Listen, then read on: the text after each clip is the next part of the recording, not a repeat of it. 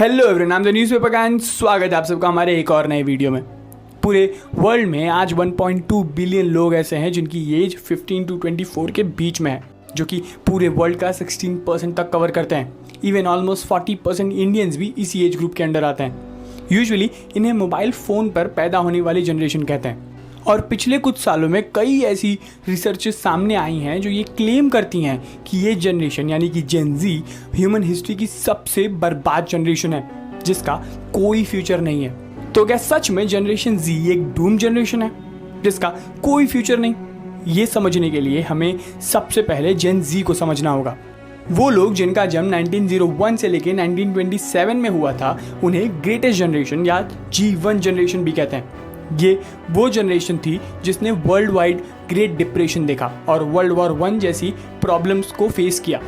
1928 से 1945 में पैदा होने वाली इस जनरेशन को साइलेंट जनरेशन कहते हैं। इस जनरेशन ने भी colonialism and civil right abuse जैसे कई unethical problems and world war 2 जैसी कई वॉर्स को फेस किया।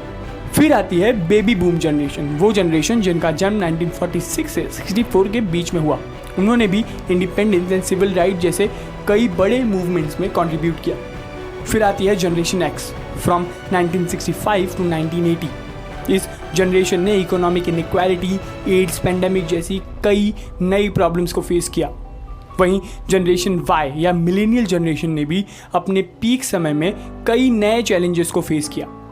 इस जनरेशन ने new technology and human welfare को समझा एंड आउट ऑफ बॉक्स जाकर वर्ल्ड को और बेटर प्लेस बनाने की कोशिश की। फिर आती है जनरेशन जी, वो जनरेशन जिनका जन्म 1997 से 2010 के बीच में हुआ। ये वो जनरेशन थी जो इंटरनेट पर पैदा हुई। इनके पहले की जनरेशन द्वारा किए गए संघर्षों की वजह से इस जनरेशन के पास काफ़ी फैसिलिटीज़ थी। इनके पास वैलिड और नेसेसरी ह्यूमन राइट्स थे, इन्हें किसी युद्ध में नहीं जाना था and mobile phone and internet की वजह से हर चीज़ इनके फिंगर टिप्स पर अवेलेबल थी। इस जनरेशन के दौरान ही इकोनॉमी एंड इन्वेंशन भी अपने पीक पर थे। सो बहुत आसान शब्दों में बुद्धिजीवियों की माने तो जेन ज़ी वो जनरेशन बन गई जिन्हें सब कुछ प्लेट पर सजा कर दे दिया गया। एंड शायद उसी की वजह से आज जनरेशन ज़ी डिप्रेशन और एंजाइटी जैसी कई बड़ी प्रॉब्लम्स को फेस कर रही है। MHI ने 2022 में ग्लोबल जेन ज़ी सर्वे किया, जिसमें उन्होंने 26 कंट्रीज से 42,000 रिस्पॉन्डेंट्स को इस रिसर्च में इंक्लूड किया।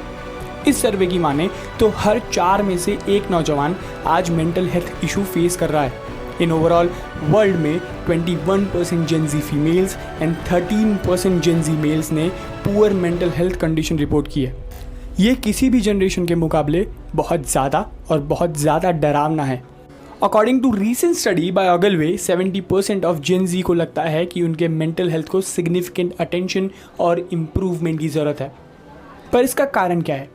वर्ल्ड में 75% से ज़्यादा लोग सोशल मीडिया का इस्तेमाल रेगुलर बेसिस पर करते हैं और उनमें से 1/3 से ज़्यादा जेन ज़ीयर्स दिन में 2 घंटे से ज़्यादा सोशल मीडिया का इस्तेमाल करते हैं, जिसमें से 32% दिन में कई बार सोशल मीडिया पर पोस्ट करते हैं।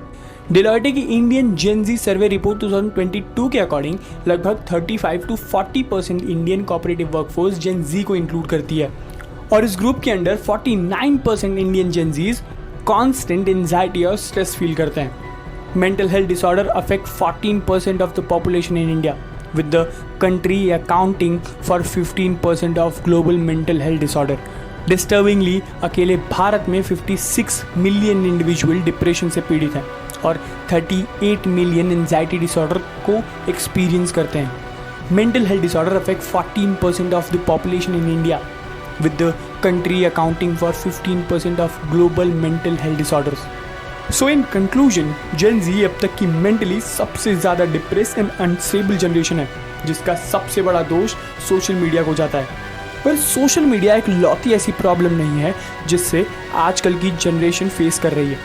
इससे बड़ी प्रॉब्लम है इकोनॉमिक अनसस्टेनेबिलिटी।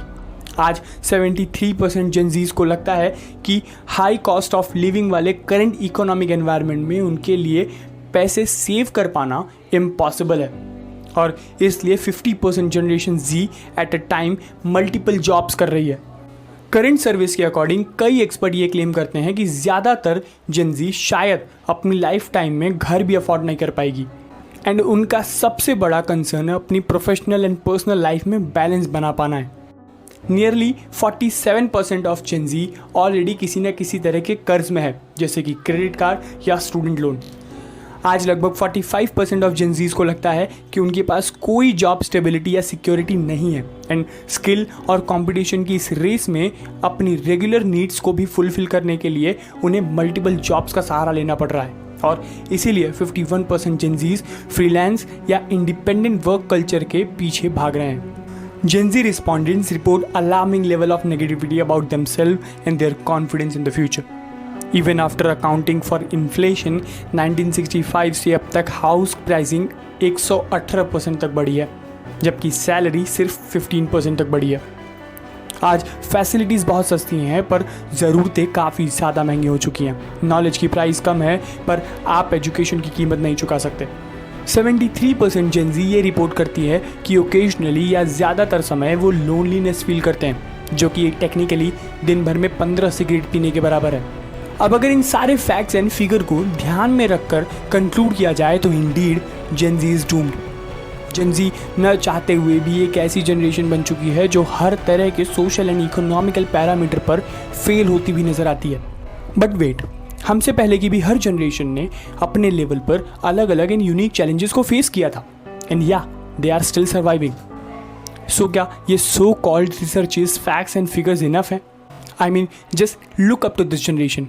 भले ही ये जनरेशन ज़्यादातर समय सोशल मीडिया पर रिलाई करती हो, पर वी हैव टू अंडरस्टैंड कि इसी सोशल मीडिया के थ्रू इस जनरेशन ने पिछले कुछ डिकेड्स में सोशली एंड इवन इकोनॉमिकली कई बड़े चेंजेस किए हैं, भले ही वो एनवायरमेंटल कंसर्न्स के लिए हों या पॉलिटिकल आइडियोलॉजीज़ के लिए।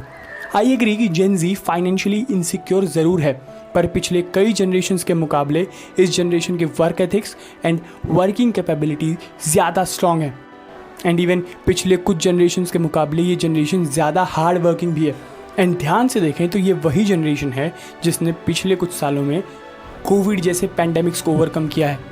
सो in nutshell, is Gen Z doomed और नॉट, ये टोटली फ्यूचर और जेन जी पर डिपेंड करता है।